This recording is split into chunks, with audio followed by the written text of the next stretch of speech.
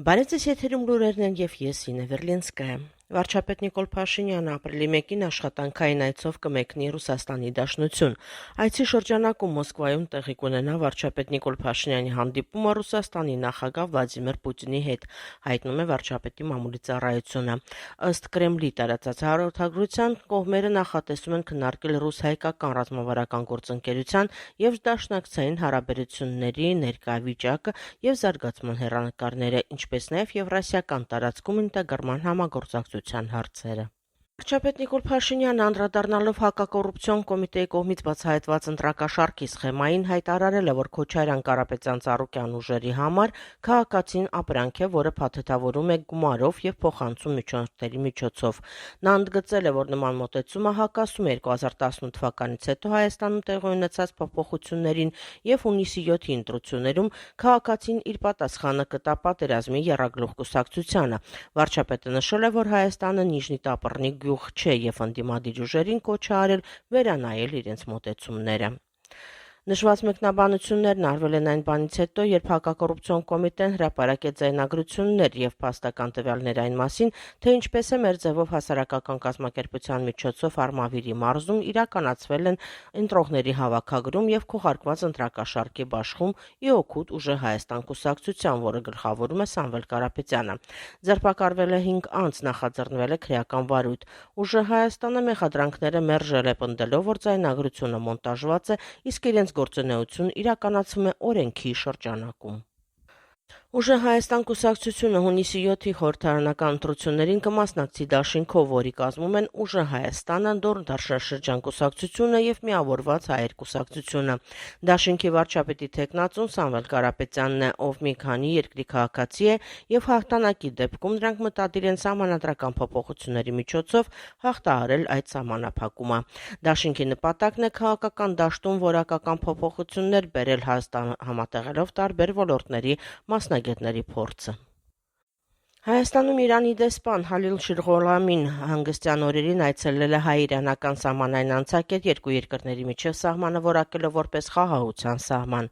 Դեսպանի խոսքով վերջին օրերին բեռնատարների խոսքի նվազումը պայմանավորված է Նովրուզի տոներով, այլ ոչ թե լուրջ խնդիրներով։ Այցի ընթացքում նա ծանոթացել է Ագարա Քաջարյան ճանապարհի շինաշխատանքների ընթացքին, որում ներգրաված է իրանական ընկերություն, ինչպես նաև Նորավանի ենթակայանի էլեկտրահաղորդման 3-րդ խոսքագծի կառուցման աշխատանքներին։ Դեսպանը նշել է, որ Մերձավոր Արևելքում պատերազմի պատճառով երկկողմ համագործակցությունը դանդաղել է, սակայն դա ժամանակավոր է եւ կողմերը շարունակում են աշխատել օրակարգի լիարժեք իրականացման ուղղությամբ։ Ռուսաստանի տրանսպորտի նախարար Անդրեյ Նիկիտինը հայտարարել է, որ Ռուսաստանը չի քննարկում Հայաստանի երկաթուղու կոնցեսիոն կառավարումը Ղազախստանին փոխանցելու հարցը, հավելելով, որ այդ թեմայով որևէ քննարկում չկա ոչ Հայաստանի, ոչ Ղազախստանի հետ։ Ավելի վաղ վարչապետ Նիկոլ Փաշինյանը նշել էր, որ դեմ չեն լինի, եթե ղազախական ընկերությունը ընդունելի լինի Հայաստանի եւ Ռուսաստանի համար, միաժամանակ ընդգծելով, որ առայժմ դա գաղափարի մակարդակում է եւ քննարկումներ չկան։ Վարչապետը նախկինում բազմիցս անդրադարձել էր երկաթուղու կառավարման փոփոխությանը, նշելով, որ Հայաստանը մրցակցային կորուստներ ունի ռուսական կոնցեսիայի պայմաններում։ 2008-ից Հայաստանի երկաթուղին կառավարում է Հարավկովկասյան երկաթուղին մինչև 2038 թվական եւ որպես հնարավոր տարբերակ նշել էր Ղազախստանը։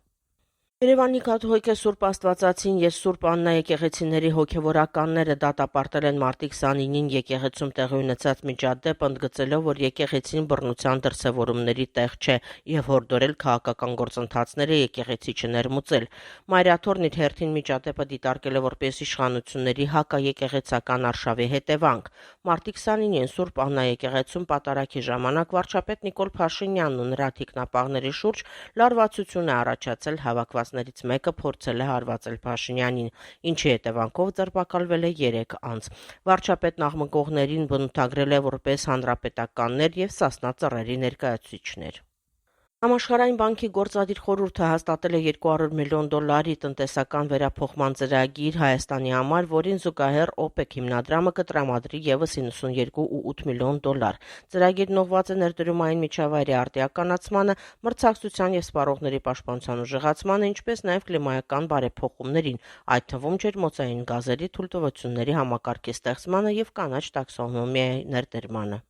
Հայաստանի վարչապետ Նիկոլ Փաշինյանը հայտարարագրել է Զայեդ մարդկային եղբայրության 2026 թվականի մրցանակաբաշխության շրջանակում ստացած $500,000 գումարը դասակարգվել է որպես պաշտոնական պարտականությունների կատարման ընթացքում տրված նվեր և օրենքով սահմանված կարգով հաշվառվելուց հետո ենթակա է փոխանցման պետգույքի կառավարման կոմիտեին։ Փաշինյանը մրցանակը ստացել է փետրվարի 4-ին Աբու Դաբիում Ադրբեջանի նախագահ Իլհամ Ալիևի հետ միասին, որի հետ կիսել է $1 միլիոն ընդհանուր մրցանակային ֆոնդը։ Առաջին հայկական ճակատվան շարժումը կրկին պահանջել է Հայաստանի ֆուտբոլի ֆեդերացիայի նախագահ Արմեն Մելիքբեկյանի հրաժարականը, նշելով, որ նրա կառավարման 7 տարիները ձախողում են հայկական ֆուտբոլի բոլոր ասպեկտներում։ Ֆանշարժումն ընդգծում է, որ Մելիքբեկյանը փորձում է ամեն գնով պահել աթոռը և վերարտադրվել երրորդ ժամկետով, ինչը կվերացնի ֆուտբոլի զարգացման հույսը։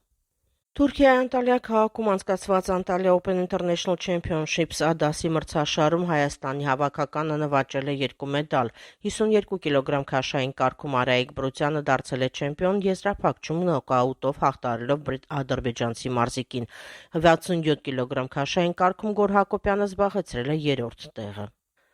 Լեհաստանի տելևիզիա Պոլսկա հեռուստաընկերությունը գործարկել է ՎՏ Հայաստան Նյուզ հայալեզու լրատվական ծառայությունը Եվրոխորհրդի և Լեհաստանի արտգործնախարարության աջակցությամբ։ Նախագծի նպատակն է ներկայացնել եվրոպական տեսանկյունից քաղաքական, սոցիալական և տնտեսական իրադարձությունները, բարձրացնել հանրության դիմադրողականությունը ապատեղեկատվության նկատմամբ և ամրապնդել Հայաստանի համագործակցությունը Լեհաստանի և Եվրամիության հետ։ Ծրագիրը վարում են հայ լրագրողներ, եթերում կլինի շաբաթական 5 օր Բելսատ ալիքով յութուբում և ֆեյսբուքում։ Ալեքսանդր Սպենդիարյանի անվան օպերայի և բալետի ազգային ակադեմիական թատրոնը անդամակցել է Օպերա Եվրոպա միջազգային եղանակավոր կազմակերպությանը, որը միավորում է եվրոպական օպերային թատրոնների և փառատոների ամենախոշոր մասնագիտական ցանցերից մեկը։ Անդամակցությունը հնարավորություն կտա ընդլայնել միջազգային համագործակցությունը, խթանել փորձի փոխանակումը և հայկական օպերային արվեստն առավել լայնորեն ներկայացնել համաշխարհային հարթակներում։ Global Terrorism Index 2026-ի զեկույցի համաձայն Հայաստանը շարունակում է դասվել աղաբեկչական ռիսկերից զերծ երկրների թվին, ունենալով գրեթե զրոյական ցուցանիշ 0.4 միավոր և ամրապնդելով դիրքերը ամենաանվտանգ պետությունների շարքում։ Տարածաշրջանային համեմատությամբ Ադրբեջանը 93-րդ տեղում նույնպես ունի գրեթե զրոյական ցուցանիշ, Վրաստանը 77-րդ տեղ, փոքր-ինչ ավելի բարձր, բայց շատ ցածր գնահատական, իսկ Թուրքիան 36 և Իրանը 18-րդ տեղերում գտնվում են միջինից բարձր ռիսկ ունեցող երկրների խմբում։